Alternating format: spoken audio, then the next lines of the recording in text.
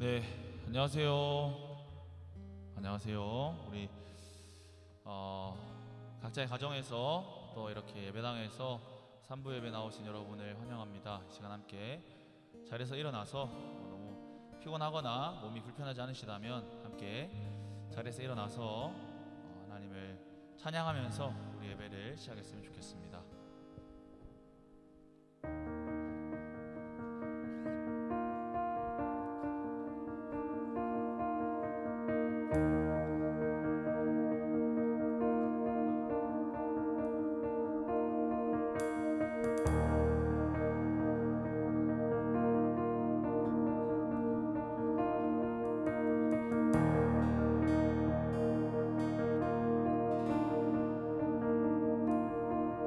나를 광야로 이끄실 때 기쁨으로 나가리라. 신실하신 주를 신뢰해 사망의 음침한 골짜기도 나는 두렵지 않네. 주 나와 항상 함께 하시네. 주 나를 광야로 이끄실 때 기쁨으로 나가리라.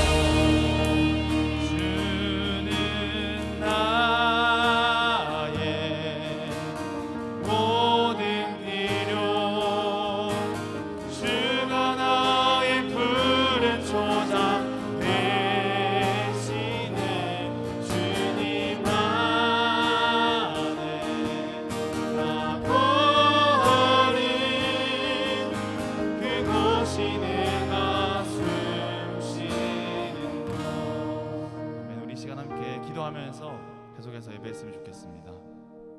우리 요즘 계속 감사일기를 쓰고 계시죠? 그래서 항상 매일매일 감사할 것들을 기억하면서 기록하면서 생각하게 되는 것은 하나님께서 우리에게 무엇을 주셨기 때문에, 그래서 그 무엇 때문에 우리가 하나님께 감사하는 것이 아니라 하나님 당신 자체로 인하여, 혹은 하나님께서 나를 사랑하시기 때문에, 하나님이 계셔서 나를 향한 특별한 계획을 가지고 계시기 때문에, 그 하나님 때문에, 하나님 덕분에 우리가 감사할 수 있다는 사실을 날마다 발견하게 됩니다. 이 시간 함께 기도하실 때 이번 주 한 주간을 돌아보시면서, 예 주님, 우리가 주님으로 인하여 감사합니다.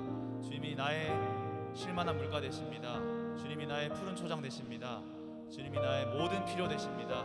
그렇게 함께 고백했으면 좋겠습니다. 함께 기도하시겠습니다.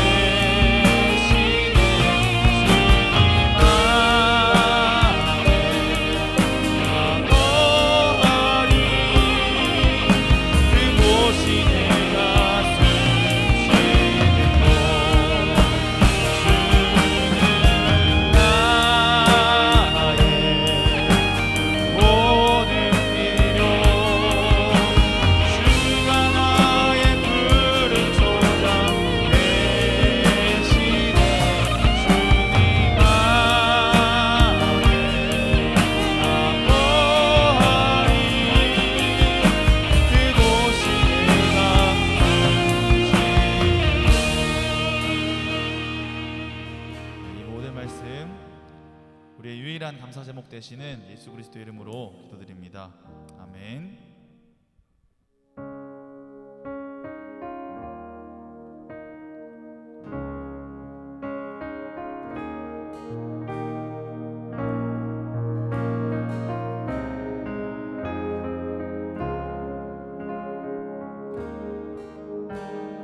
우리는 주의 움직이는 교회, 이곳은 주님을 위한 자리. 내가 기도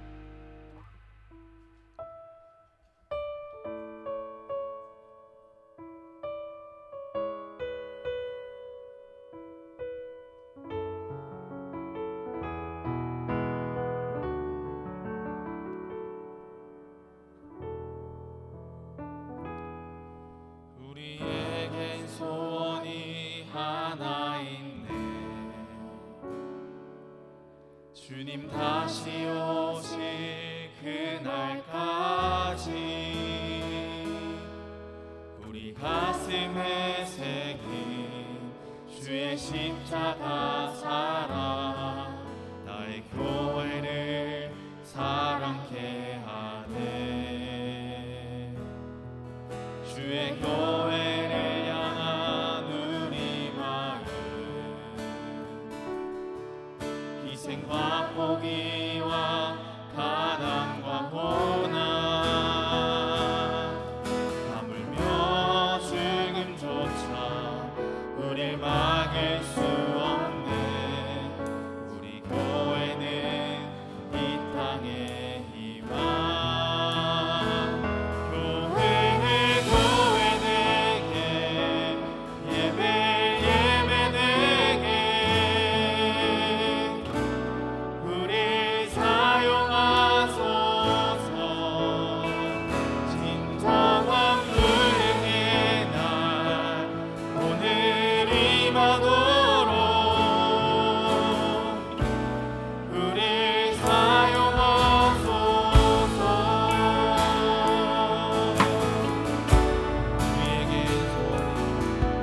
우리에겐 소원이 하나인데 주님 다시 오실 그날까지 우리 가슴에 새긴 주의 십자가 사랑 나의 교회를 사랑케 하네. 주의 교회를 향한 우리 마음 희생과 포기와 가난과 고난 하물며 죽음조차 우릴 막을 수 없네. 이 교회는 이 땅의 희망. 아멘. 교회는 교회되게 예배 예배되게 우리 사용하소서. 진정한 불행의 날 오늘 임하도록 우리 사용하소서. 교회를 교회되게 교회를 교회되게 예배 예배되게 우리 사용하소서. 진정한 불행의 날 오늘 임하도록 우리 사용하소서. 성령 안에 예배하리라. 자유의 마음으로 사랑으로 사용하리라.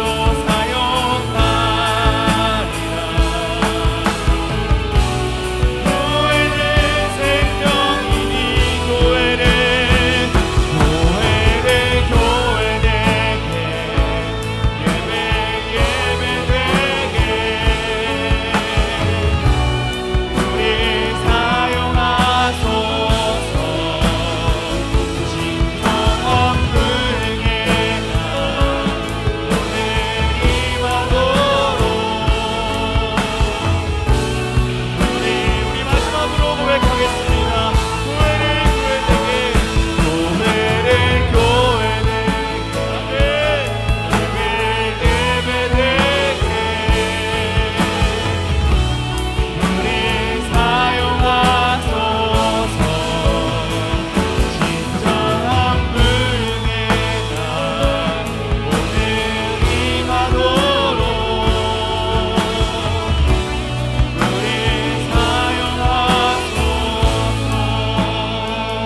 아멘. 이 시간 함께 기도했으면 좋겠습니다. 이 시간 함께 기도하실 때 한 가지 기억하면서 기도했으면 좋겠습니다. 우리가 찬양했던 찬양의 가사처럼 그 고백처럼 우리 교회는 그리스도의 몸입니다.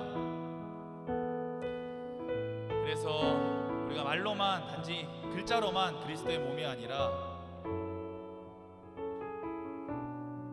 우리가 그리스도를 통해 하나님을 볼 수 있듯이 세상은 교회를 통해 하나님을 봅니다.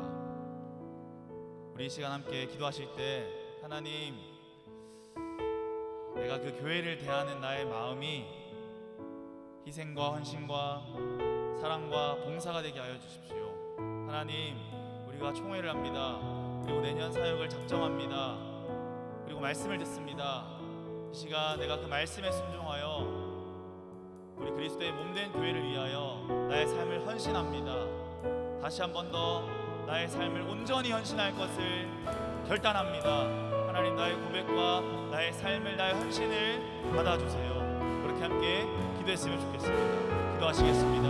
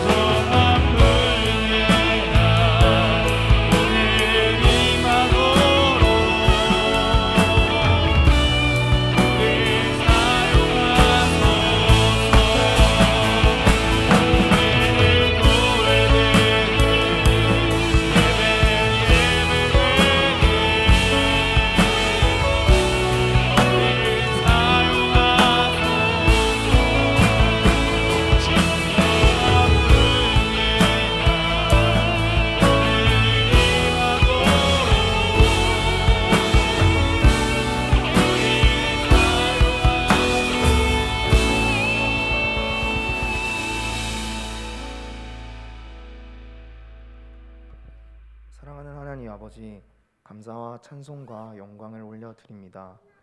오늘도 이 잔치에 초대해 주셔서 감사합니다.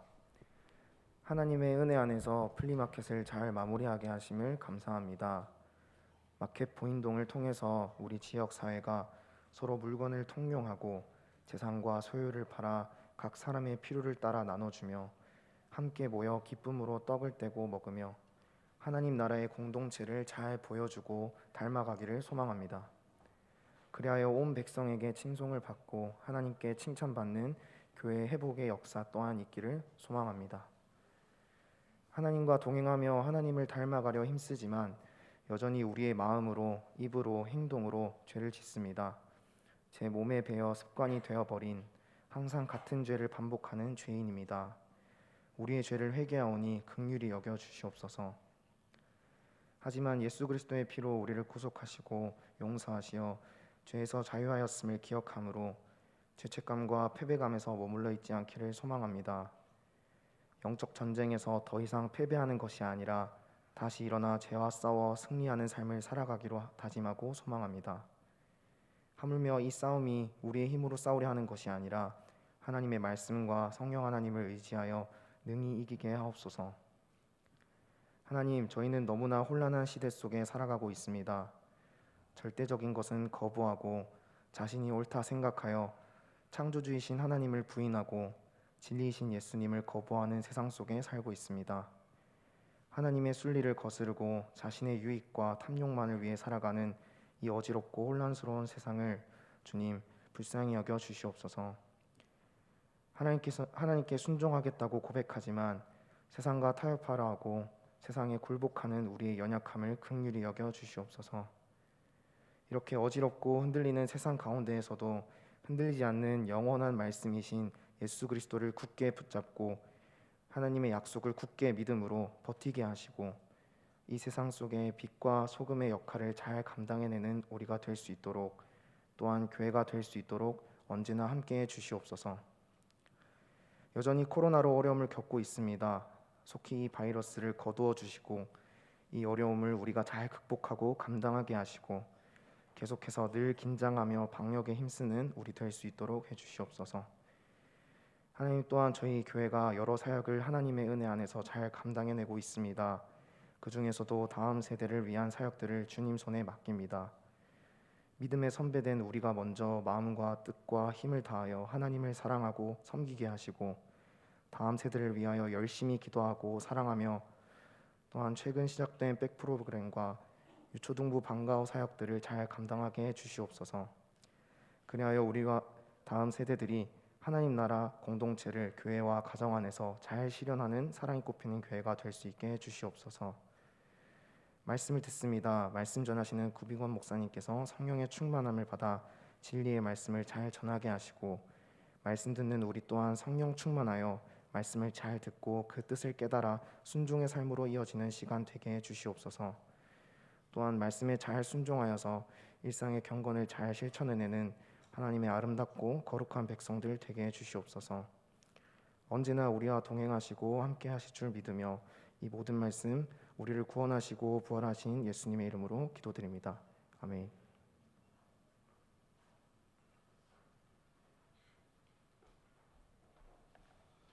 다 같이 자리에서 일어나서 십계명 교도하도록 하겠습니다. 하나님이 모든 말씀으로 말씀하여 이르시되 나는 너를 애굽 땅 종되었던 집에서 인도하여 낸 내 하나님 여호와니라. 제1은 너는 나 외에는 다른 신들을 내게 두지 말라.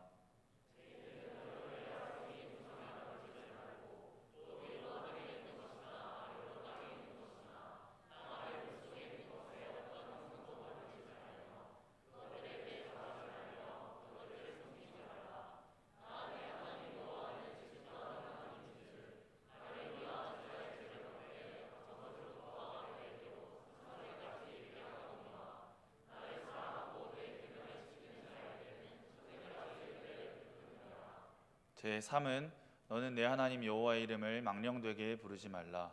여호와는 그 이름을 망령되게 부르는 자를 죄 없다 하지 아니하리라.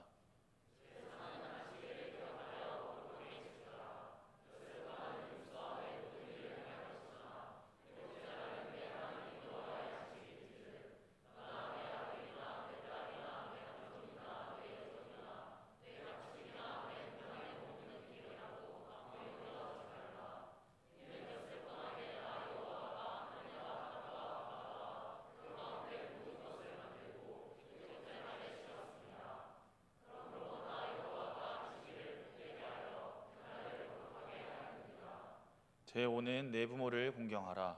그리하면 내 하나님 여호와가 내게 준 땅에서 내 생명이 길리라. 제7은 간음하지 말라. 제9는 내 이웃에 대하여 거짓 증거하지 말라.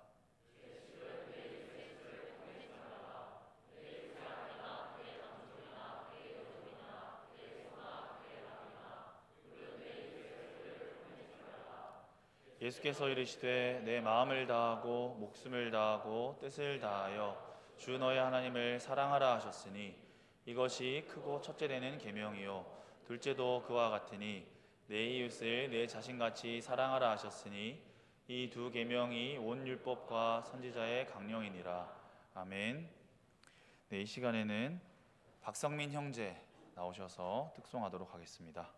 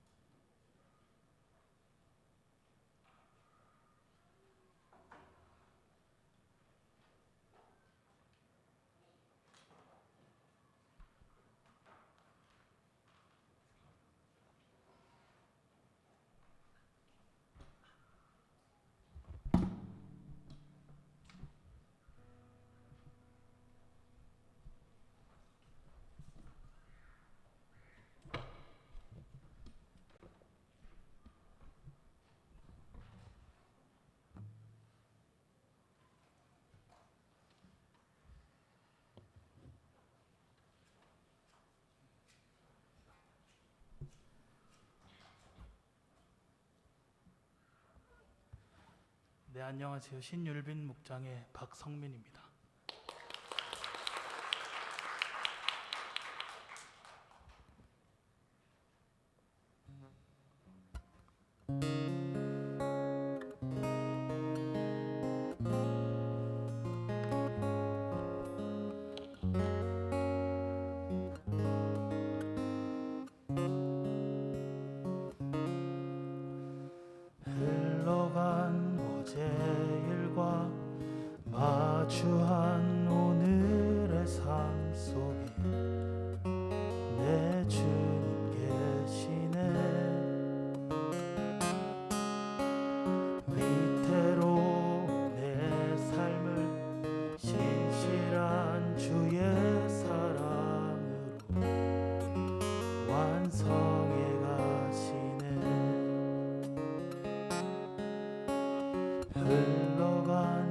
현재일과 마주한 오늘의 삶 속에 내 주님 계시네.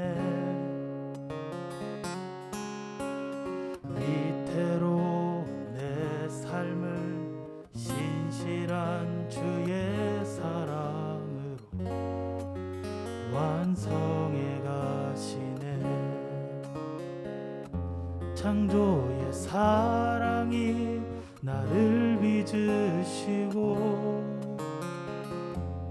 따스한 숨결 날 온전케 하네. 태초부터 영원토록 그 사랑 내 영혼 붙드시네. 내 모든 삶 속에 참 길이 되시고 이 길 끝에서 날 안아주시네. 내 평생에 모든 순간 그 사랑 내 삶을 인도하시네.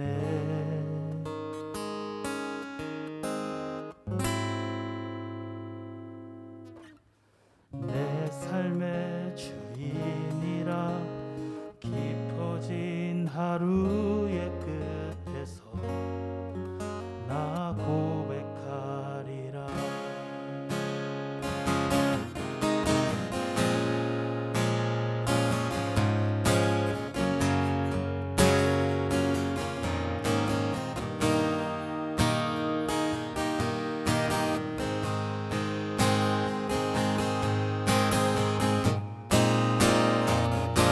창조의 사랑이 나를 빚으시고 따스한 숨결 날 온전케 하네. 태초부터 영원토록 그 사랑 내 영혼 드시네. 내 모든 삶 속에 참 길이 되시고 이 길 끝에서 날 안아주시네. 내 평생에 모든 순간 그 사랑 내 삶을 인도하시네.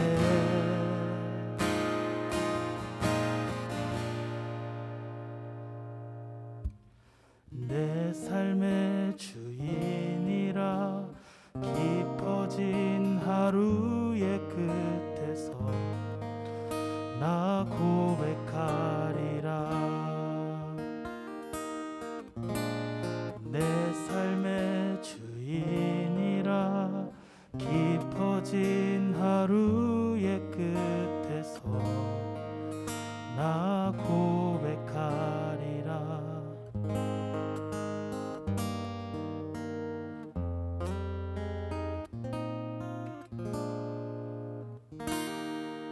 감사합니다. 아멘. 아멘. 감사합니다. 네. 네. 박성민 형제 감사합니다. 네. 기도할까요? 우리 삶의 주인 되신 주님 감사합니다. 우리가 내 삶의 주인이라고 그렇게 하루하루 고백하며 살게 해주신 거 감사합니다. 우리의 생과 사, 화와 복이 주님의 손에 있음을 우리가 믿고 그리고 그 주님을 의지하며 살게 하신 것을 감사합니다. 남은 날 동안 더욱 그렇게 믿음으로 살아낼 수 있도록 복을 내려 주옵소서. 오늘 하나님의 말씀을 듣겠습니다. 하나님의 말씀을 들을 때 저희에게 지혜를 주셔서 이 말씀이 들리게 하여 주옵소서. 말씀 안에서 말씀하시는 분이 누구신지를 알게 해주시고 이 말씀이 진리임을 깨닫게 해주시고 이 진리의 말씀 위에 내 인생을 두고 내 삶을 거기에 전부를 들여서 그 말씀을 받아들이고 그 말씀을 따라 살아가게 하여 주옵소서. 그래 내 삶에 다른 열매가 아니라 하나님의 말씀의 열매가 맺혀가게 하여 주옵소서. 예수님 이름으로 기도드립니다. 아멘. 오늘 우리에게 주신 하나님의 말씀은 요한복음 20장 11절에서 29절인데 읽을 말씀은 11절에서 18절 말씀입니다. 11절에서 18절 말씀 서로 한번 읽어보겠습니다.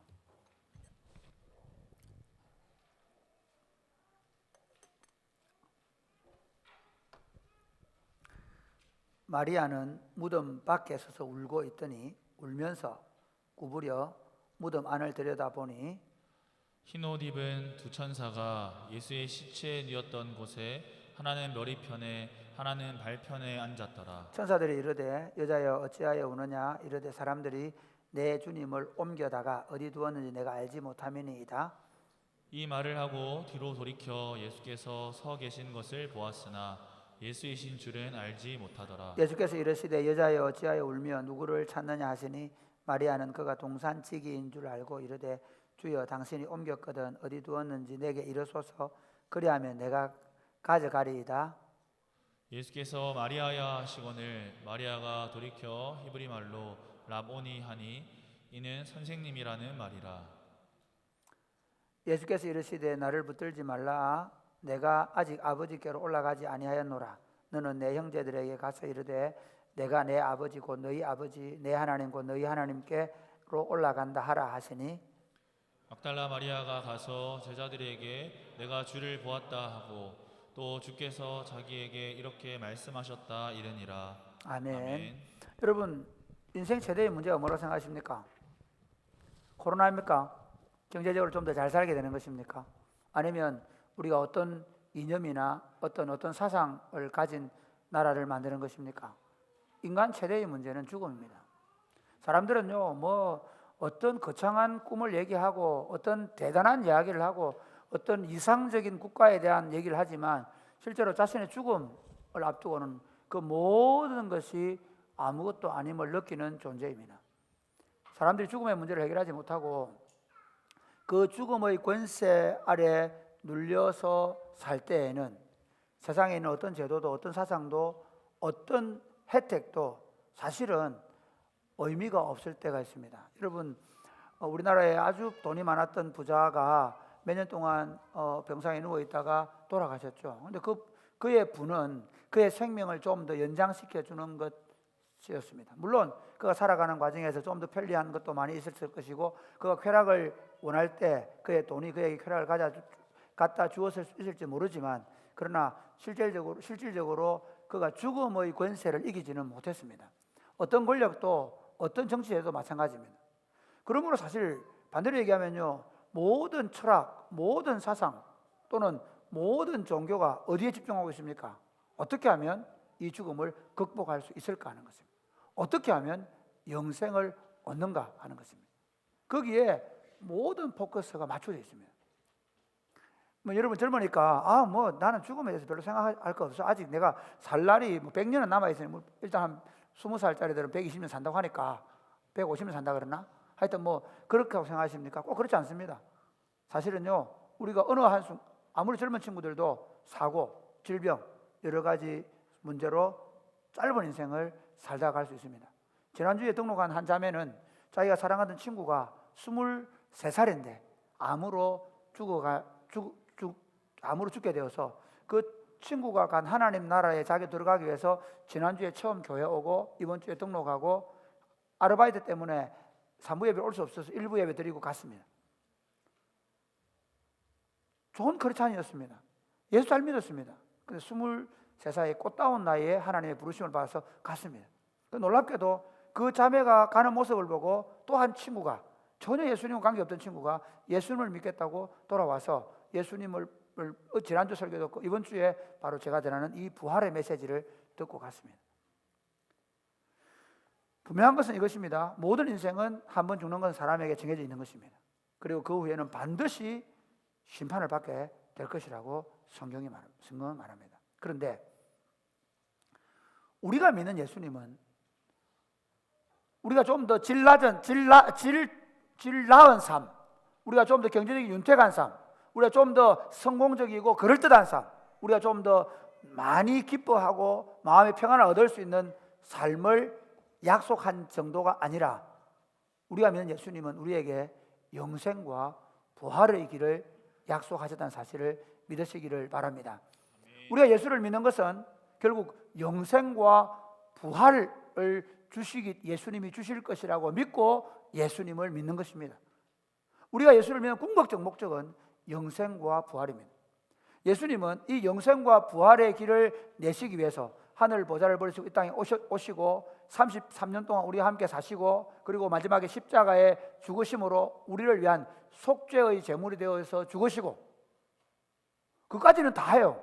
어떤 사람은 보리수 나무 밑에서 수도하다가 돌아가시고 어떤 사람은 인으로 세상을 다스린다고 그렇게 가르치다가 돌아가시고 세상의 정치를 바꿔야 된다고 생각하고 그래서 인으로 다스리는 나라를 만들어 보겠다고 이념을 가르치기도 하고 어떤 사람은 저 산에 올라가서 신선이 되어 보겠다고 수도를 해보기도 하고 하지만 실제로는 그들은 죽음으로 끝납니다.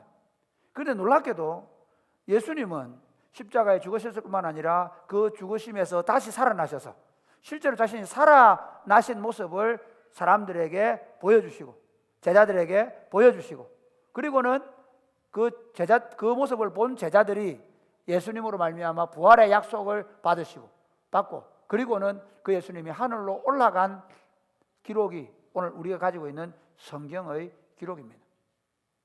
예수님은 복음서에서 예수님의 3년 6개월의 생애를 가장 많이 다루고 있는 게 예수님의 십자가와 부활입니다.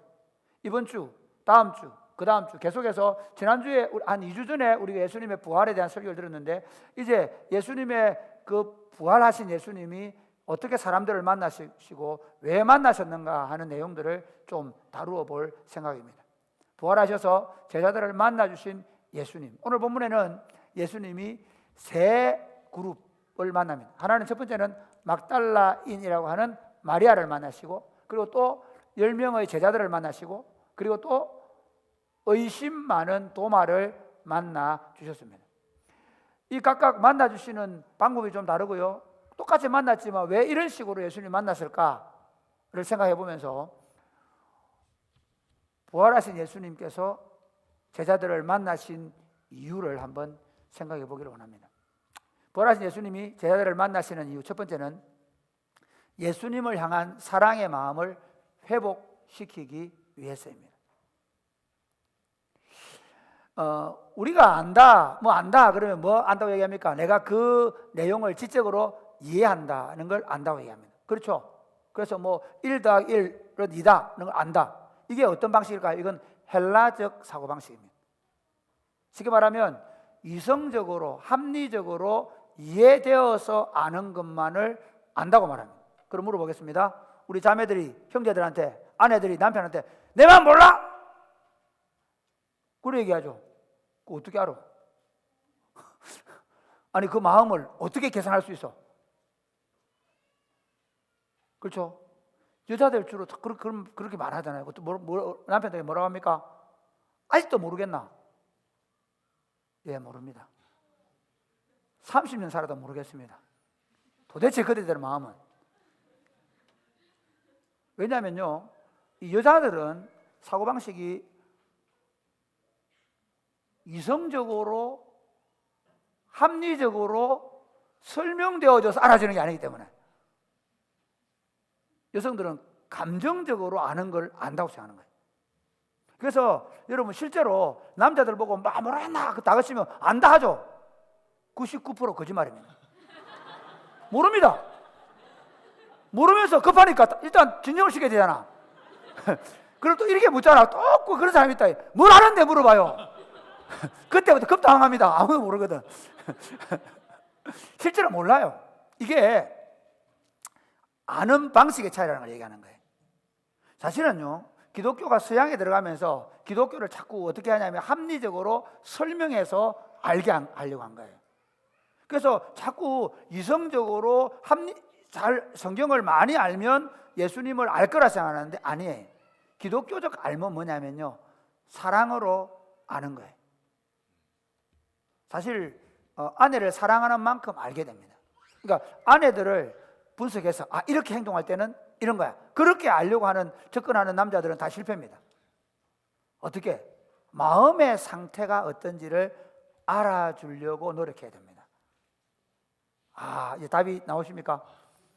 네. 지금까지 우리 마음의 상태를 몰라주고 머리 좋은 남자들이 제일 못하는, 그래서 제일 실패할 수 있는 게 뭐냐면요, 그 소위 스카이대 출신들의 부부들이 굉장히 힘들대요. 둘이 살기가. 뭐 다 그런 건 아니겠지만, 왜냐하면요, 이 이성적으로 발달한 사람들일수록 이게 내면의 감정적 접촉이 안 되니까 이해가 되죠. 자기들은 이 분석을 해서 알라 하니까 도대체 모르겠는 거야.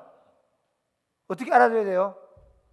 아내들이 좀 알아달라고 하는 것은 이성적으로 분석이 알아달라는 게 아니라 뭘 알아달라고요? 내 마음을 알아달라는 거거든요. 신앙도 마찬가지입니다. 신앙을 우리 신학교 다니는 전사님들이 막 헬라 히브리 해가지고 예수님의 이 단어를 이해해가지고 실제로 그 단어가 그 단어인지 몰라요. 막 주석 보고 그러는데 저는 사실 주석 잘 안 보거든요. 왜냐하면요, 정말 중요한 게 뭐냐면 이때 이 마음이 어떨까 보는 거예요. 무슨 마음이었을까? 예수님은 도대체 무슨 마음일까? 제자들은 도대체 무슨 마음이었을까? 물론 주석을 봐야 돼요. 엉뚱한 소리 하면 안 되니까. 그러나 정말 아는 건 뭐냐면요, 사랑으로 알 때 아는 거예요. 그래서 참 재밌는 게 왜 예수님이 오늘 막달라 인의 마리아에게 제일 먼저 보냈을까? 왜 막달라 마리아에게 제일 먼저 보였을까? 왜? 제일 잘 볼 수 있기 때문에. 예수님이 두 마음을 갖지 마라 라고 얘기하죠. 왜냐하면 두 마음을 가지면 마음이 어두워지면 눈이 어두워지는 거예요. 이해가 됩니까? 그래서 지금 예수님이 막달라인을 마리아를 만난 이유는 뭐냐면요, 가장 예수님을 확실하게 알아볼 수 있고요, 두 번째, 그렇게 예수님을 만난 마리아가 가장 확실하게 전해줄 수 있기 때문에. 이해가 되십니까? 자, 한번 보세요. 우리가 어떤 사람을 이렇게 만나도 관심이 없으면, 사랑하는 마음이 없으면 절대로 그 사람을 뭐 알기도 원치 않을 뿐만 아니라 대충 알려고 해요. 별로 관심이 없어요.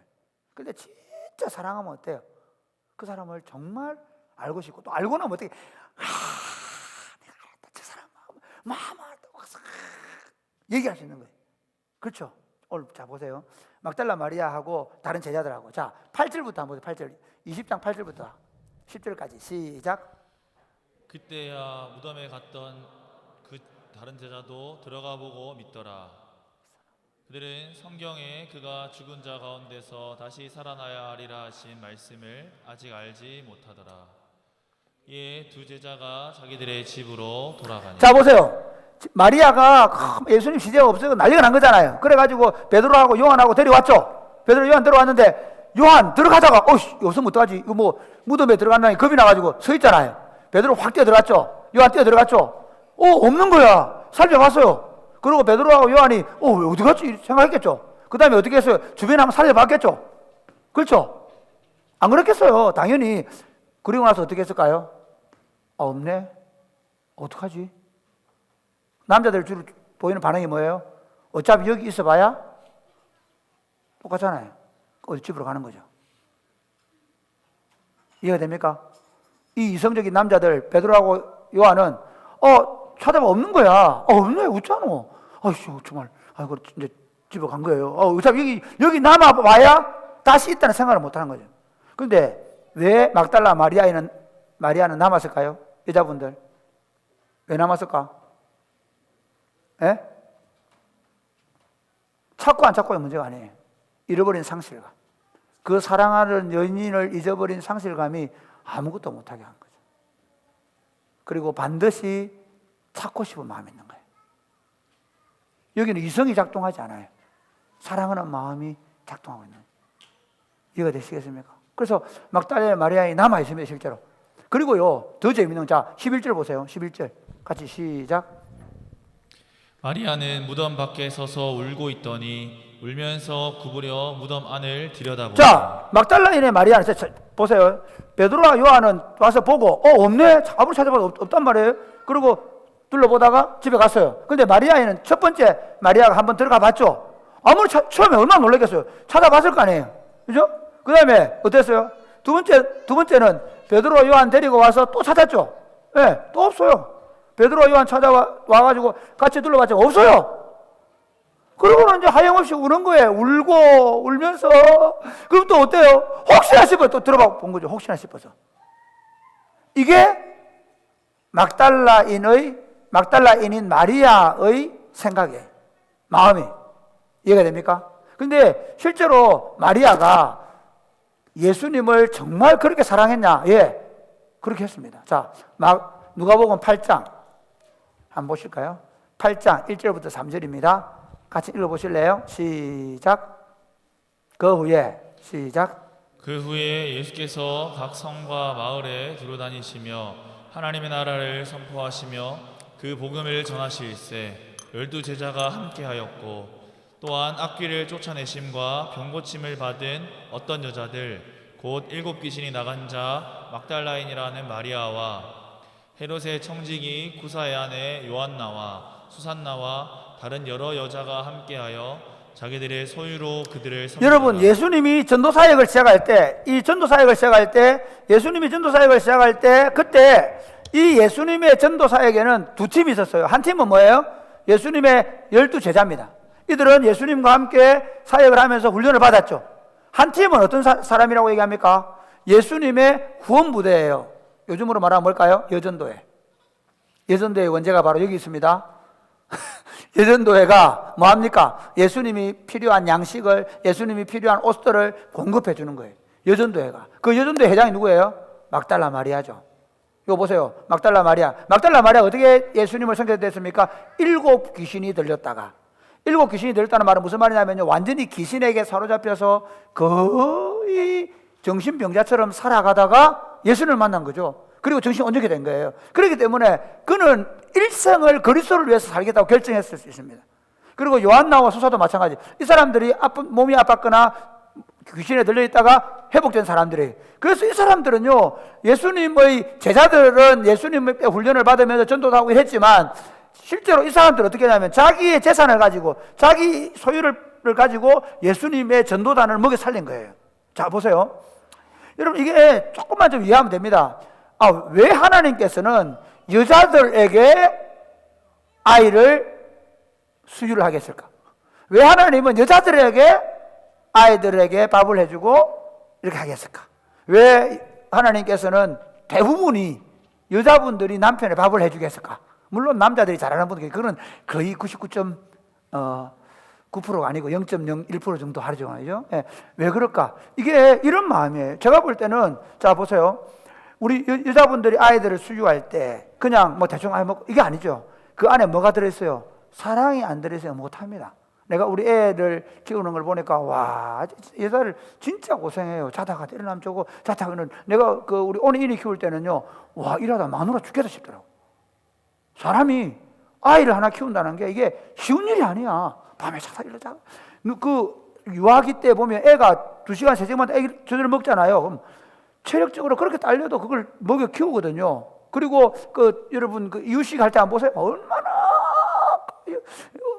아빠는 그래 뭐한다. 엄마들이 간다는 거야. 하나님이 그 엄마에게 아까 얘기한 감성적인 사랑. 이게 여자의 가슴 속에는 그 모성애라는 게 있어요. 여성성. 여성성을 받아주는 거거든요. 사랑으로. 그러니까 이 마리아가 그런 여성성의 입장에서 보면요, 예수님을 어떤 제자들보다 사랑했던 거죠.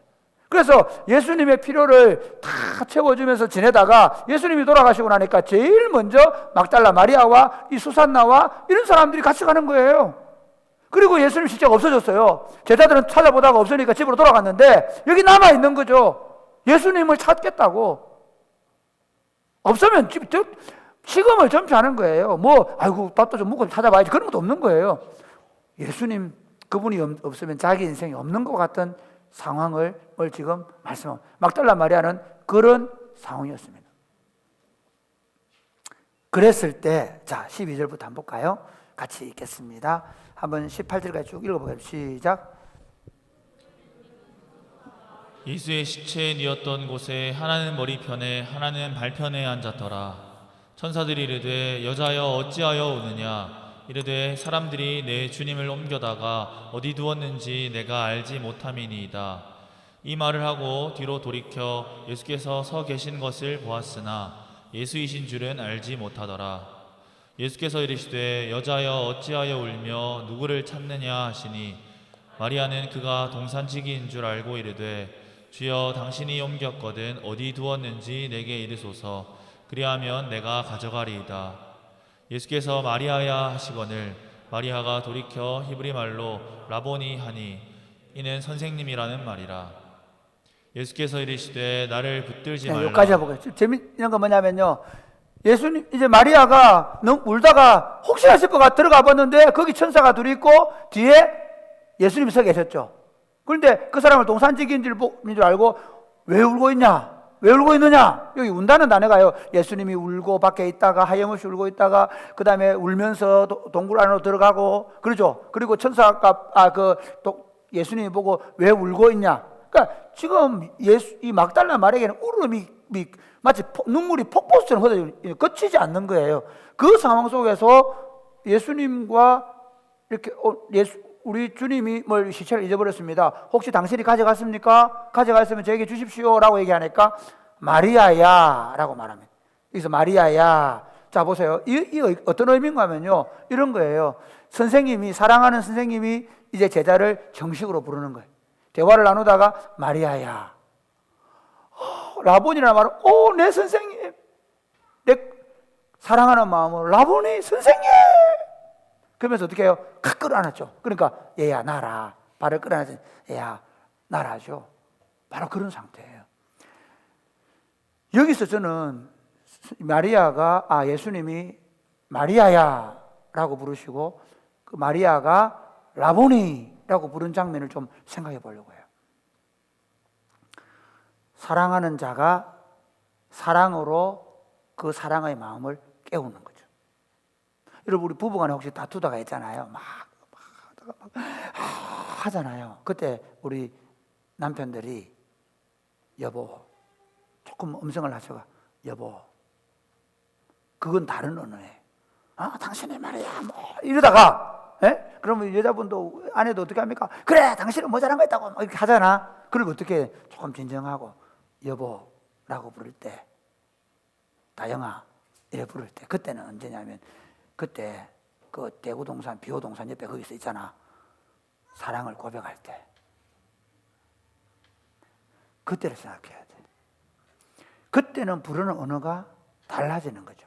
지금 예수님이 마리아야 라고 부를 때는 정말 그 이전에 그렇게 사랑하던 주님이 부르셨던 그 음성으로 그 마리아가 가지고 있는 사랑의 마음을 깨우니까, 그 사랑의 마음이 깨어나니까 예수님이라고 알아보게 된 거죠. 사랑의 마음을 깨워서 부활하신 예수님을 마리아가 알아보게 된 겁니다.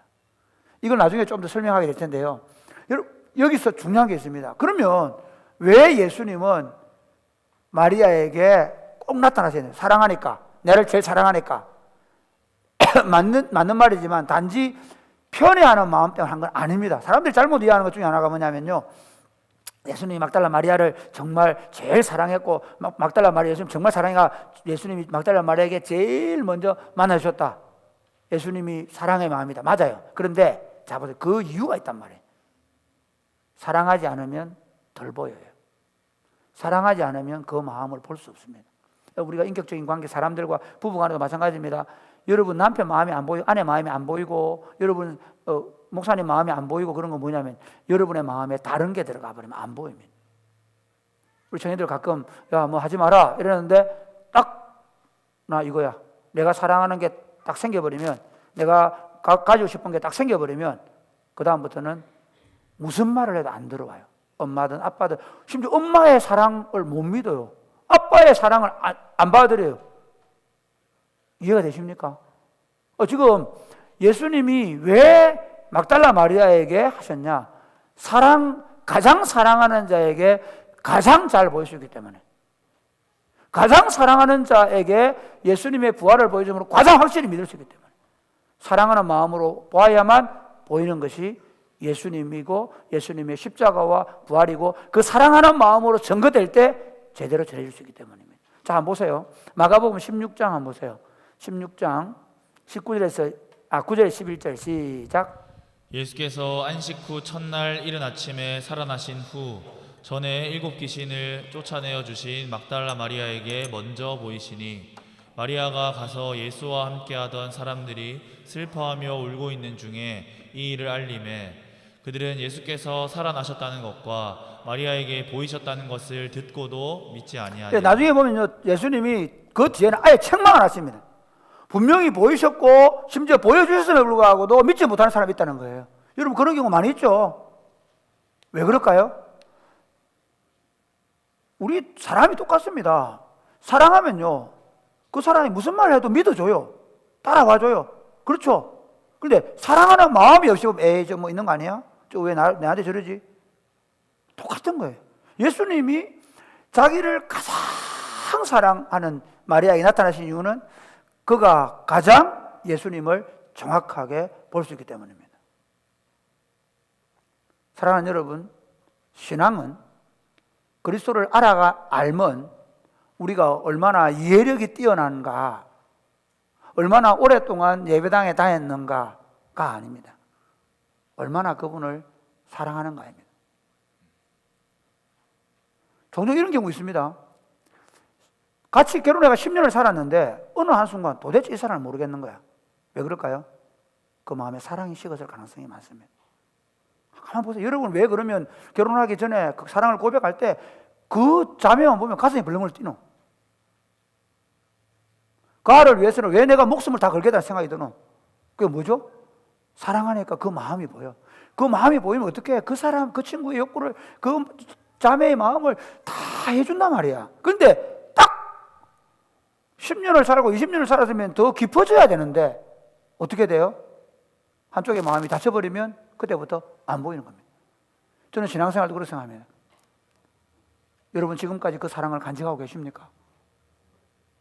구주를 생각만 해도 내 마음이 좋거든, 주 얼굴 배울 때야 얼마나 좋으랴. 구주를 생각만 해도 눈물이 나고, 그분을 언제 만날지 기대하는 마음으로 살아가는 마음이 지금 있냐는 거예요.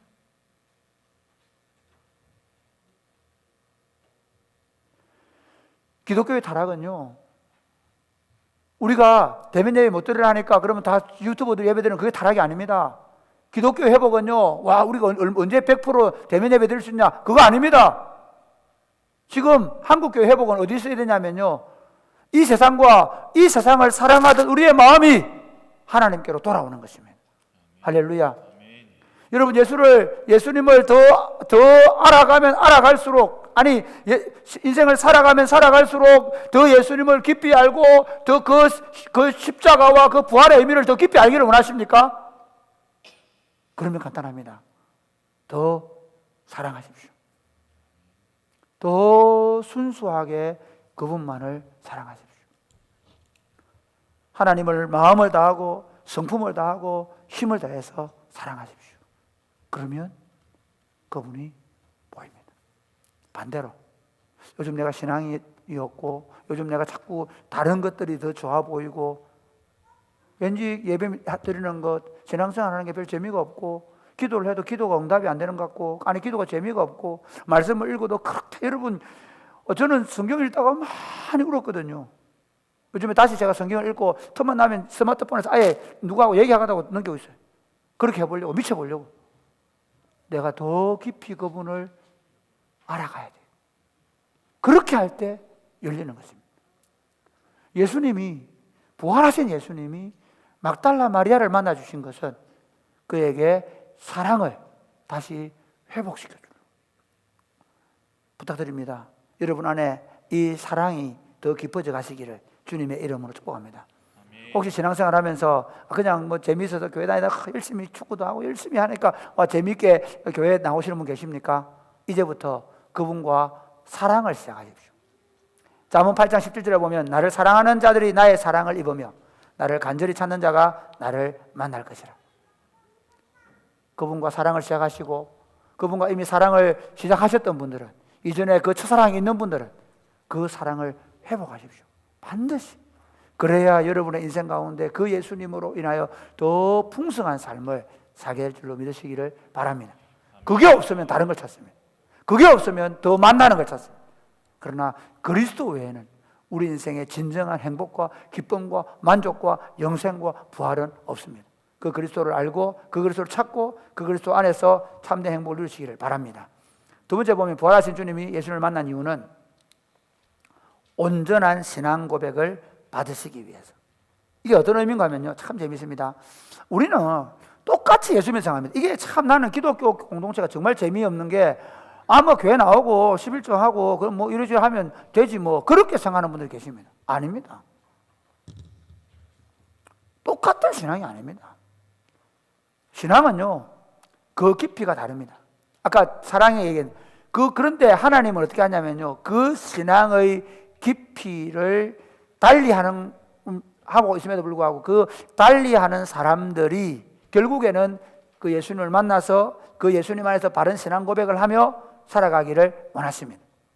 오늘 예수님이 세 부류를 만나죠. 막달라 마리아, 그 다음에 10명의 제자들, 의심하는 도마. 그런데 이 과정이 다릅니다. 그래서 우리가 교회에 어떤 해를 끼치지 않는 이상, 그 사람이 뭐 예를 들어서 뭐 좀 신앙이 어리다든지, 그 사람이 예를 들어서 뭐 가요를 좀 부른다든지, 뭐 그 사람이 저도 가요 종종 부릅니다. 노래방 가면 부릅니다. 얼굴 동그라미 그리려다 뭐 이렇게 부르기도 하고요. 그 다음에 제가 편지 말없이 건네주고 따르는 차가운 이렇게 그걸 가지고 판단할 수 있는 거 아닙니다. 사람들이 자꾸 신앙을 갖다가 뭐 그 사람이 하고 있는 어떤 행동을 판단하는데 그렇지 않습니다. 우리 안에 그 순수한 사랑의 관계를 깨뜨리는 것 외에는 우리가 용납하고 받아주고 참아줄 수 있어야 합니다. 저는 청년들이요, 억지로 막 교회 끌고 오는 것 별로 싫어합니다. 엄마들이 막 끌고 앉아 그거 수십 년 가도 그 친구는 진짜 신앙생활의 재미를 못 느낍니다. 저는 우리 부교육자들한테 새벽기도라고 강조하지 않습니다. 저는 우리 부교육자들이 교육자 회의를 안 합니다. 어제도 우리 같이 밥 먹었는데 그냥 온 사람 5명 밥 먹고 그냥 우리 성탄절 어떻게 할래? 연말 어떻게 할래? 자기들이 다, 난 한마디 안 했습니다. 밥만 먹습니다. 자기들이 결정하고 다 끝내고 갔습니다. 그리고 광고했습니다. 한마디 안 한 건 아닙니다. 이렇게 했습니다. 차츰차츰 뭐 해가면 되지. 그냥 광고내라고 끝냈습니다. 제가 무슨 얘기 했는가 하고 싶으냐면요, 강요에 의해서 누군가가 11조 해라, 뭐 해라 이렇게 해서 된 신앙이기 때문에 수준 이상이 안 자라는 거예요. 좀 늦게 출발해도 나중에 깊어질, 도마 같은 경우는 의심하는 도마가 나중에 어디가 인도 가가지고 창에 찔려 죽습니다. 그런데 잘 보세요. 과정이 다릅니다. 막달라 마리아가 예수님을 만났죠. 어떻게 만납니까? 한번 보세요. 막달라 마리아 만나 놔두고 그 다음 두 번째 제자들 만났어요. 제자들 19절부터 시작. 19절. 이날 곧 안식 후 첫날 저녁에 제자들이 유대인들을 두려워하여 모인 곳에 문들을 닫았더니 예수께서 오사 가운데 서서 이르시되 너희에게 평강이 있을지어다. 이 말씀을 하시고 손과 옆구리를 보이시니 제자들이 주를 보고 기뻐하더라. 보세요. 10명의 제자들이 나타나가지고 뭘 보여주십니까? 손과 옆구리를. 막달라 마리아한테 예수님이 손과 옆구리를 보여주셨어요? 안 보여주셨어요? 안 보여줬어요. 그냥 마리아야. 그렇죠. 사랑하는 자가 사랑하는 자에 대한 음성을 가지고 깨우는 거죠. 마리아야. 특히 우리 자매들은 형제들은 여러분 스마트폰에 내 사랑 돼 있죠. 어떤 장로님은 오늘 얘기 들으니까 권사님이 그러더라고요. 목사님 죄송한데요, 저희 집사람 저희 남편 핸드폰에는 장모모 돼 있다더라고요. 장모모 이러면 알 건데 장모모 돼 있다더라고요. 그러면서 남편을 또 이렇게 한번 뒷을 쳤는데 그러지 마시기 바랍니다. 반드시 여러분 스마트폰에는 남편들의 스마트폰에는 내 사랑, 그 다음에 아내들의 스마트폰에는 뭐가 되어 있을까요? 아가서의 표현이 나의 사랑하는 자. 남편을 향해서 뭐라고 한다고요? 내가 사랑하는 자. 아멘? 아무도 안 하네. 그러니까 부부 생활에 재미가 없는 거야. 저희 집사람 해석할 보면 나의 사랑하는 자, 저는 내 사람 돼 있습니다. 그것까지 꼭 판단할 건 아니지만 우리도 싸웁니다, 가끔씩. 어쨌든 라본이 마리아야 그 한마디로 깨웠거든요. 그런데 이 10명의 제자들한테는 예수님이 어떻게 하냐면 손 못 자고 가고 옆구리를 보여줍니다. 그 다음 도마한테 어떻게 하냐? 도마 27절 28절 시작. 도마에게 이르시되 내 손가락을 이리 내밀어 내 손을 보고 내 손을 내밀어 내 옆구리에 넣어보라. 그리하여 믿음 없는 자가 되지 말고 믿는 자가 되라. 도마가 대답하여 이르되 나의 주님이시요 나의 하나님. 도마한테는 더 예수님 말하면 야, 네 손가락에 내 옆구리에 넣어봐. 그렇죠? 네 손으로 내 못자고 만져봐. 왜 이렇게 했을까? 이유가 있다는 이유가 있다. 왜 예수님이 막달라 마리아를 만나서는 아무것도 안 보여주시고 그냥 마리아야. 그러니까 바로 마리아가 알아볼 수 있는, 아까 얘기했죠, 사랑의 마음이 충만해서 그렇게 깨운 거예요. 그런데 그러면 제자들은 사랑 안 했냐? 덜 사랑했냐? 예, 그럴 수 있다고 볼 수 있죠. 어떻게 하냐면요, 이 사람들에게 왜 예수님이 못자국을 보여주셨냐고 하면요, 이렇게 보세요. 마가복음 16장 한번 보세요. 16장 9절에 11절 시작. 예수께서 안식 후 첫날 이른 아침에 살아나신 후 전에 7 귀신을 쫓아내어 주신 막달라 마리아에게 먼저 보이시니 마리아가 가서 예수와 함께하던 사람들이 슬퍼하며 울고 있는 중에 이 일을 알림해 그들은 예수께서 살아나셨다는 것과 마리아에게 보이셨다는 것을 듣고도 믿지 아니하더라. 자 보세요. 막달라 마리아는 새벽 일찍 갔습니다. 그렇죠? 그 다음에 없어졌습니다. 그리고 울고 앉아있다가 예수님을 예를 들어서 아침에 만났습니다. 오전 9시 정도 만났습니다. 만나가지고 막달라 마리아가 달려갑니다. 달려가가지고 가서 예수님 만났다. 그리고 예수님 살아나셨다. 그리고 예수님께서 하늘 올라가신다고 하더라. 그렇게 얘기를 해줬어요. 믿는 사람이 있었어요, 없었어요? 안 믿은 거예요. 자 보세요. 왜 예수님께서 마리아에게 먼저 만나셨냐? 마리아는 딱 만나자마자 예수님을 알아보고 예수님을 부활을 받아들이고 믿었다는 거예요. 그런데 이 제자들은 먼저 가서 마리아가 가서 얘기를 해줬는데 안 믿었어요. 그 다음 어떻게 하느냐? 그래서 아까 읽었죠? 우리 읽은 데 뭐예요? 예수님께서 나타나셔서 못자국과 옆구리를 보여주셨단 말이에요. 그리고 나서 제자들이 믿었죠.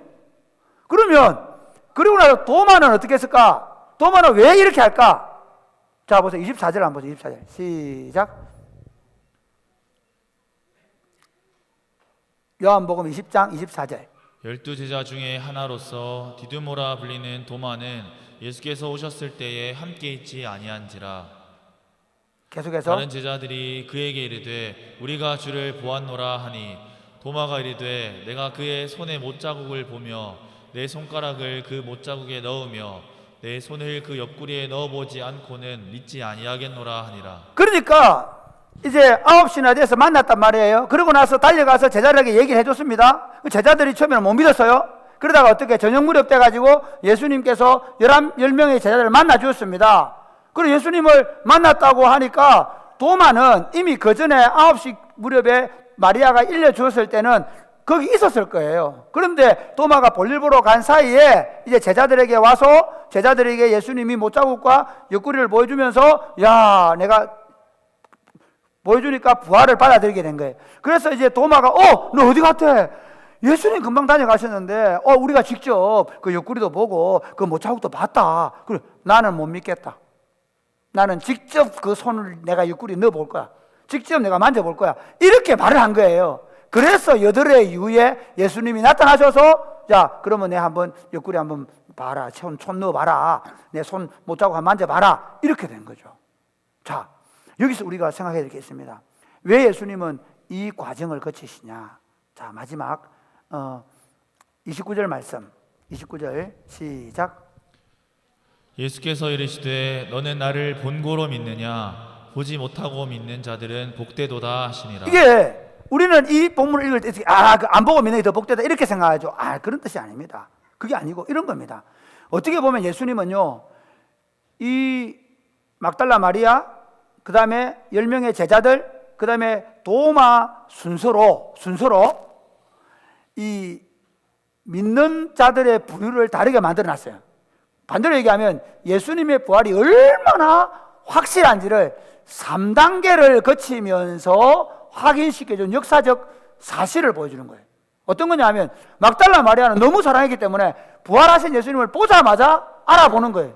그런데 두 번째 제자들은 마리아가 가가지고 살아났다고 얘기했지만 못 믿었어요. 한번 이 소식이 전해졌죠. 재밌습니다. 여러분, 이게 보통 정보를 받는 방식인데요. 한번 누구한테 들었던 얘기, 못 믿겠다 했는데 직접 보면 믿을 수 있죠.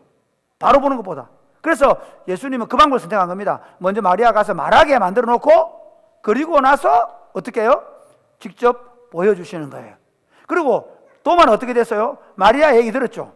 마리아 얘기 들었잖아요. 그 다음 제자들 얘기 들었죠. 그래도 못 믿는 거예요. 직접 넣어보겠다는 거예요.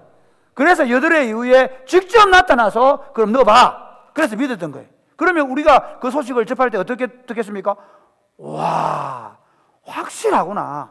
성경이 그냥 지어낸 얘기가 아니라 정말. 그리고 그 도마가 이거 한번 생각해 보세요. 도마 입장에서 보면 만약에 이 거짓말이라 그러면 누가 썼어? 나와! 이 베드로, 요한 썼지. 요한 씨 나봐. 내가 진짜 그랬어. 이렇게 할 거 아니에요. 안 그런가?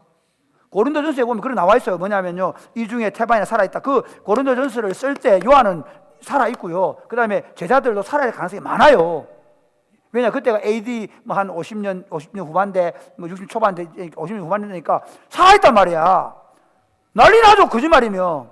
그런데 실제로 도마는 어떻게 됐냐면 인도에 복음을 전도하다가 창에 찔려 죽어요.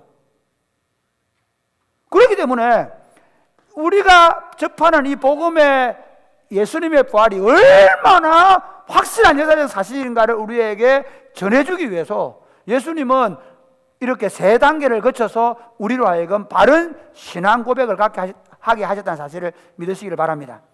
아멘. 얼마나 그러니까 예수님이 우리에게 친절하신 분인가. 두 번째는 뭐냐면요, 자 보세요. 신앙을 갖는 방법이 다양하다는 거예요. 어떤 사람은 지난주에 오자마자 친구가 죽고 나서 너무 마음이 상실되어 있다가 첫 주 예배 드리고 예배를 바로 예수님 믿겠다고 하고, 오늘 그 토요일 주일 매일 밤 늦게 알바하는 친구가, 어제 내가 그 친구가 서희집 가서 밥 먹고 왔는데 그 친구가 아침까지 새벽까지 교회 나온 거예요. 어떤 친구는요, 예수님 교회 오자마자 예수님을 받아들이고 그리고 바로 신앙생활을 해요. 어떤 사람은요, 왔다가 1년이 걸리고 5년이 걸리고 어떤 친구는 6년 만에 와서 예수 믿고 이런 사람이 있어요. 그렇죠. 그 다음에 교회 열심히 다니는데 불구하고 믿음이 안 자라는 친구가 있어요.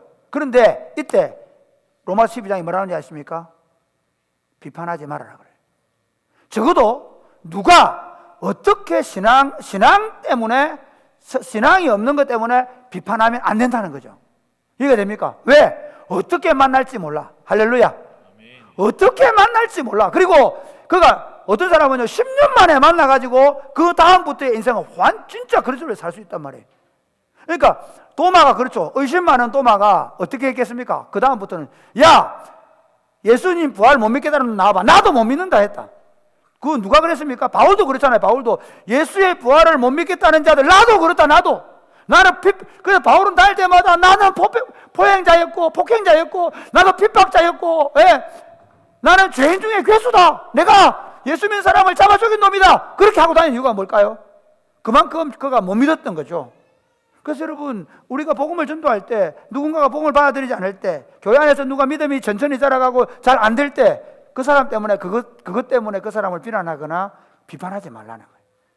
오히려 어떻게 해요? 주님이 어떤 형태로 그에게 믿어질지 모른다. 할렐루야. 기다려주고 참아주고. 여러분 자녀들도 마찬가지입니다. 기다려주고 참아주고 기도해주고. 그래서 저는 가능하면 우리 청년들 관심이 없다, 아니에요. 억지로 안 하겠다는 겁니다. 기다리겠다는 거예요. 끝까지 기다려서 서로의 마음이 통하고 서로의 생각이 통하고 진짜 뭘 원하는지를 알게 되고. 할렐루야. 그래서 그가 그리스도를 알게 되는 거예요. 그러면 어떻게 될까요? 억지로 안 되는 거예요. 제가 사실 아까 얘기했는데요. 왜 저는 신학교에서 제일 잘못하는 게 뭐냐? 새벽 기도할 때마다 펀칭하게 하는 거예요. 제일 잘못하는 겁니다. 억지로 신앙을 넣겠다. 너 신학교 전도사 됐으니까 이제부터 새벽 기도 매일 나와. 안 나오면 6번 안 나오면 제적. 그러니까 어떻게 나가냐면요, 새벽기도 매일 나가요. 그래 은혜 받는 은혜 받아요. 은혜 받는 것 같아요. 억지로 나가니까 아닙니다. 저는 그래서 생각합니다. 피곤하면 푹 자라는 거예요. 신학교 다닐 때 한 번도 새벽기도 안 하다가 그래도 주님이 쓰시려면 어떻게 쓰겠습니까? 박살이 나는 거지. 네. 그리고 내가 보니까 어떠냐면요, 억지로 새벽기도 하고 억지로 막 하시는 사람들은요, 막 우리 전사님들, 우리 교회 말고 다른 교회 전사님들이나 부목사님들 강의 보면요, 새벽기도마다 나가요. 운행 다 해요. 네, 30대 부목사들이 죽을 지경이야. 예수 믿는 게 세상에 제일 재미없는 사람이 누굴까? 전도사 목사들이에요. 말이 돼 이게? 그래서 우리는 방법을 달리한 거예요. 예수 믿는 게 세상에 제일 재미있는 서우석 목사를 만들기 위해서 매일 축구장에서는 볼 수 있지만, 할렐루야. 네, 나는 너무 행복해요. 네, 예수 믿는 게 세상에 제일 행복한 목사들을 교회가 만들어내는 거예요. 미안하지만 여러분 부모님들 가운데 예수님 목사님도 계시고 하잖아요. 사실은 우리가 너무 잘못된 방식으로 목사님 아들들, 목사님 자녀들 어떻게 억지로 교회 나와라 예배당 앉혀놓고, 그러다 보니까 나 의무감 때문에 나오는 게 습관화되고 교회는 나오지만 정말 그리스도를 더 깊이 깨달아가는 게 없어. 또 반대로 얘기하면 그래서 어떻게 다른 사람을 비판하고 판단하는 마음들이 생길 수 있다는 거예요. 사랑하는 여러분, 놀랍게도 내가 보니까 청년들 보니까요, 내한테 잡혀서 예수 믿는 게 아니라 연승이한테 잡혀 예수 믿게 돼요. 네. 아니 농구팀에 가가 농구하다가 예수를 믿어요. 다 달라요. MT가 내 놀다가 막 신나게 놀다가 기도하고 울고 막 불고 나로 날고, 이것도 정신이 나갔나? 몰라요. 믿음의 단계에 따라 다른 겁니다. 믿음을 가는 방법이 다른 것입니다. 그러나 분명한 게 있습니다. 그리스도께서 여러분을 선택하셨다면, 그리스도가 여러분을 부르셨다면 반드시 여러분들을 바른 신앙 고백을 인도할 것이고, 그리고 우리는 어떻게 그때까지 참고 기다리면서 그가 바르게 신앙 고백하도록 도와주는 것입니다. 할렐루야. 아멘. 마지막 세 번째, 부활하신 예수님은 왜 제자들을 만나주셨을까? 부활의 정인으로 세우기 위해서입니다. 우리 한번 볼까요? 시간 21절부터 한번 보겠습니다. 21절 시작. 요한복음 20장 21절 시작. 예수께서 또 이르시되 너희에게 평강이 있을지어다. 아버지께서 나를 보내신 것 같이 나도 너희를 보내노라. 이 말씀을 하시고 그들을 향하사 숨을 내쉬며 이르시되 성령을 받으라. 너희가 누구의 죄든지 사하면 사하여질 것이요 누구의 죄든지 그대로 두면 그대로 있으리라 하시니. 예수님께서 이제 그들을 궁극적으로 만나주신 이유가 뭐냐면, 너희가 가서 복음을 전하는 겁니다. 이걸 좀 더 구체적으로 표현한 게 누가복음 16장인데 이거 정확하게 보겠습니다. 시작. 15절 시작. 누가복음 16장 15절 짠. 또 이르시되 너희는 온 천하에 다니며 만민에게 복음을 예수님 일말 너희는 온 천하에 다니며 만민에게 복음을 전파하라. 그렇죠. 그 다음 16절 믿고 세례를 받는 사람은 구원을 얻을 것이요 믿지 않는 사람은 정죄를 받으리라. 우리 혀에 권세가 있는 겁니다. 우리가 복음을 전도해서 예수를 받아들이면, 그 세례를 받으면 그는 구원을 얻고 영생을 얻고 부활을 얻게 되지만, 그 예수를 믿지 아니하면 정죄를 받아서 영원히 멸망받을 수밖에 없다는 걸 말합니다. 그러니까 우리가 가지고 있는 권세, 복음의 권세가 얼마나 탁월한지 모릅니다. 복음의 능력은 사람을 살리기도 하고 죽이기도 하는 거예요. 사람에게 영원한 형벌을 받게 하기도 하고 영원한 구원을 얻게도 할 수 있는 것입니다. 이것이 복음이라는 것입니다. 그런데 그 복음을 들려주면서 또 다른 능력을 주십니다. 한번 볼까요? 16, 7절 시작. 믿는 자들에게는 이런 표적이 따르리니 곧 그들이 내 이름으로 귀신을 쫓아내며 새 방언을 말하며 뱀을 집어올리며 무슨 독을 마실지라도 해를 받지 아니하며 병든 사람에게 손을 얹은즉 나으리라. 이 어떤 의미인가 하면 복음을 전도할 때 하나님이 함께 한다는 증거를 보여주겠다는 거예요. 만약에 복음을 전도하다 그 사람이 아파서 기도하면 그 질병이 떠나가게 해주겠다. 만약에 그 사람이 귀신 들려서 고통하면 기도하면 그 귀신을 떠나가게 해주겠다. 심지어 그 사람이 어떤 독을 맞아 죽을 지경이 되어서도 불구하고 만약에 하나님이 기도하면 그 독에서 해방되게 해주겠다. 다시 말하면 여러분, 교회가 능력이 없다, 교회가 표적과 기사가 안 나타난다, 그 말은 복음 전도의 능력을 상실하고 있다는 증거입니다. 복음을 전도하는 교회는 다이나믹한 능력들이 나타나야 하는 것입니다. 할렐루야. 요즘 청년들이 금요기도회 하고 1시까지 철야기도 하겠다고 하는데 좋은 일입니다. 하십시오. 제발 좀 하십시오.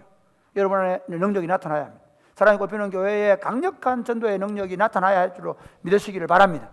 그래서 자 어떤 일이 벌어지냐? 16장 19절에서 20절 시작. 주 주 예수께서 말씀을 마치신 후에 하늘로 올려지사 하나님 우편에 앉으시니라. 제자들이 나가 두루 전파할세 주께서 함께 역사하사 그 따르는 표적으로 말씀을 확실히 증언하시니라. 복음을 전도하는데 하나님이 함께 하셔서 말씀이 확실히 증언되게 하셨다는 겁니다. 그럼 여기 관건이 무엇입니까? 교회는 부활의 소식을 전하기 위하여 일어서야 합니다. 할렐루야. 그러기 위해서 어떻게 되느냐? 오직 성령이 너희에게 임하시면 너희가 권능을 받고 예루살렘과 온 유대와 사마리아와 땅끝까지 이르러 내 증인이 되리라는 이 예수님의 말씀이 우리의 것이 되어서 이 예수님의 말씀을 가지고 나아가서 전도해야 될 줄로 믿으시기를 바랍니다. 사랑하는 여러분, 말씀의 결론을 맺겠습니다. 사랑하는 만큼 보입니다. 여러분이 예수님에 대한 사랑이 더 깊어져 가시기를 주님의 이름으로 축복합니다. 그리고 어떤 믿음의 형편에 있든지 낙심하지 마십시오. 반대로 여러분의 전도 대상자들이나 여러분의 가족들 가운데 어떤 믿음의 형편 가운데 있든지 비판하거나 판단하거나 정죄하지 마십시오. 참고 기도하고 기다려 주십시오. 그렇게 해서 그분이 결국에 믿음에 회복할 것에 대한 기대를 가지시기를 바랍니다. 그러고 나아가서 여러분들이 복음을 전도하기 위해서 기도하고 성령으로 충만하여 이 복음을 땅끝까지 전할 수 있게 되기를 주 예수님의 이름으로 축복합니다. 아멘. 네. 찬양하겠습니다.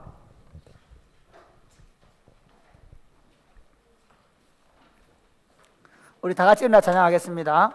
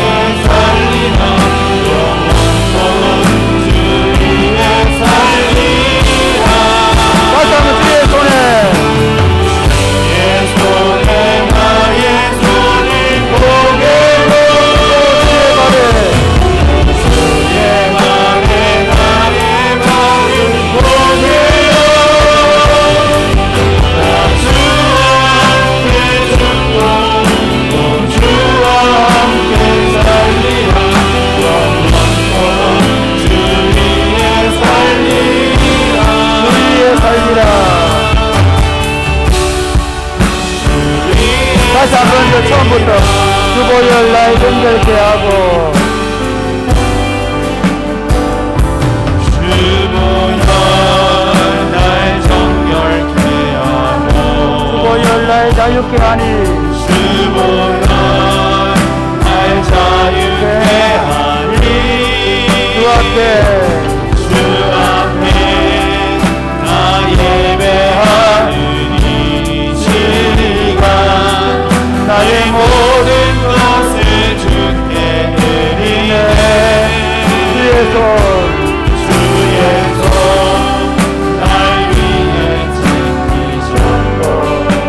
주의 발 날 위에 박히셨으니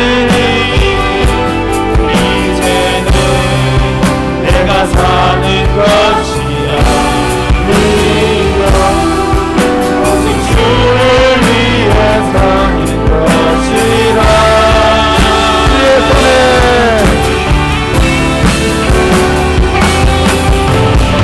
주의 손에 나의 손을 보내고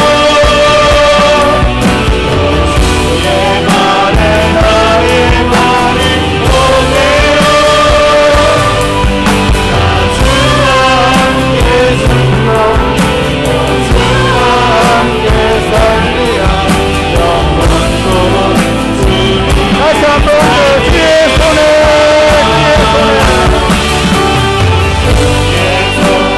나의 손을 보내어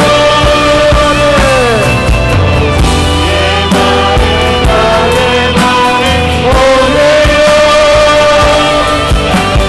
주와 함께 죽고 주와 함께 살리라. 영원토록 주 위에 살리라.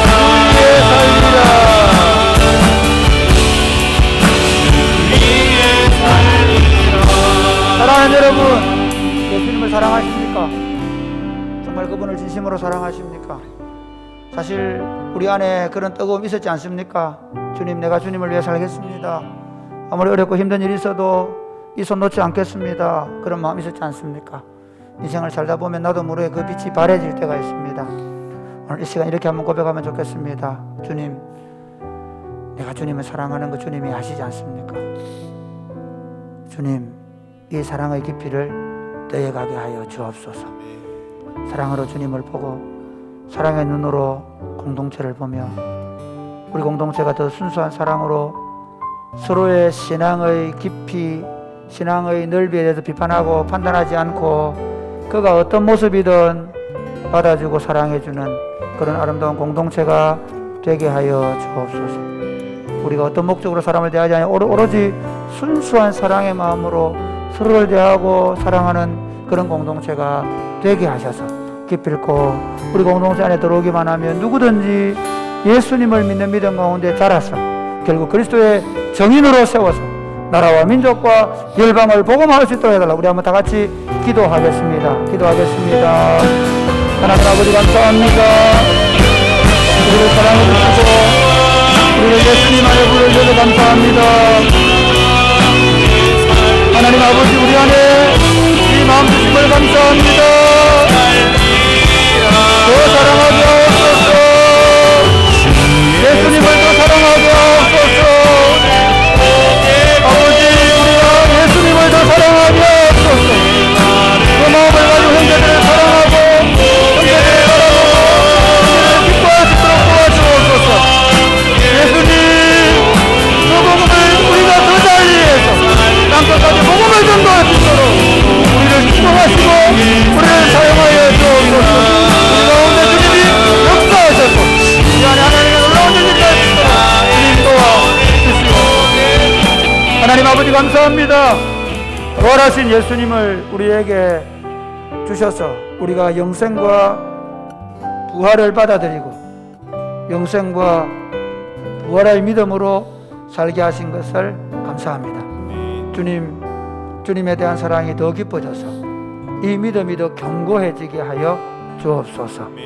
그리고 형제들과 자매들을 바라볼 때 내 눈, 내 시선으로 바라보지 말게 하시고 그들이 주님의 손에 붙잡혀서 주님의 뜻에 쓰임받을 것에 대한 기대를 가지고 받아주고 용서하고 참고 기다리며 함께 하나님 나라를 세워가게 하여 주옵소서.